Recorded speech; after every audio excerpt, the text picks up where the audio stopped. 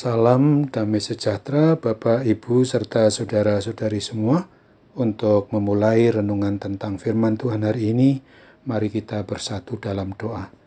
Tuhan Allah yang melampaui segala akal, hati, dan pikiran kami manusia, berfirman apalah kepada kami sebab kami bersedia untuk mendengar, dan mohon pertolongan Roh Kudus agar kami dapat melaksanakannya dalam hidup sehari-hari.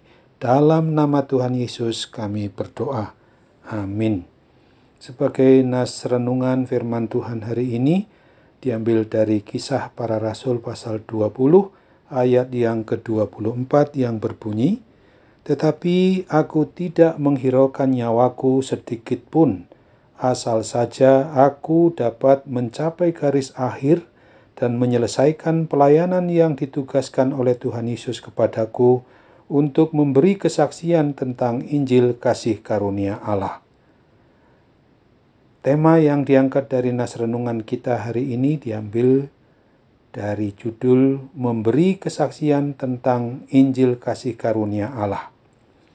Di dalam suasana perpisahan antara Rasul Paulus dengan para penatua jemaat atau umat Kristen yang ada di Efesus, ia menyampaikan tentang keberadaan bahwa dirinya adalah sebagai tawanan Roh Kudus, di mana segenap hidupnya benar-benar dikendalikan dan dikuasai oleh Roh Kudus itu, maka ia akan selalu taat dan setia akan apa yang diperintahkan olehnya dan termasuk dalam menjalankan tugas suruhan Tuhan Yesus melalui Roh Kudus itu dari Efesus untuk berangkat ke Yerusalem dalam rangka memberitakan Evangelion atau good news atau Injil atau kabar keselamatan bagi seluruh umat manusia. Dan ketika itu Rasul Paulus harus datang kepada orang-orang Yahudi, suku bangsanya sendiri di Yerusalem.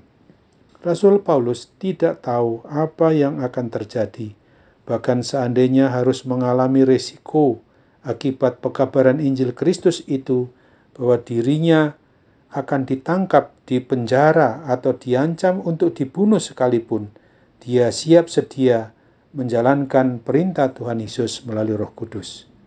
Mari kita ingat perintah untuk memberitakan Injil Tuhan Yesus itu yang ditulis dalam Kisah Para Rasul 1 ayatnya yang ke-8.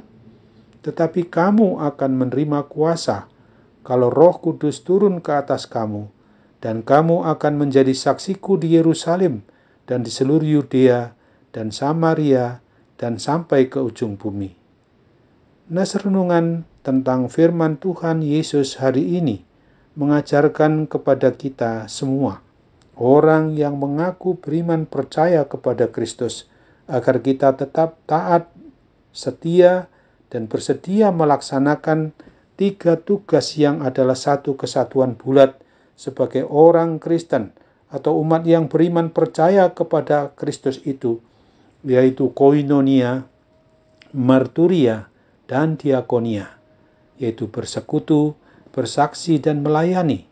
Ini adalah tugas panggilan di dalam melaksanakan perintah Tuhan Yesus.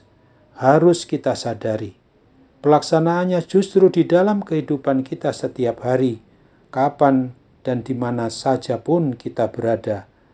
Dan harus siap sedia apapun resikonya, bahkan seandainya harus dianiaya secara rohani, bahkan juga bisa terjadi secara fisik, dengan tujuan semuanya itu adalah bersyukur dan berterima kasih kepada Kristus bagi pujian dan kemuliaan namanya yang Maha Kudus itu, agar kita tidak meninggalkan atau mengabaikan perintah agung Tuhan Yesus ini.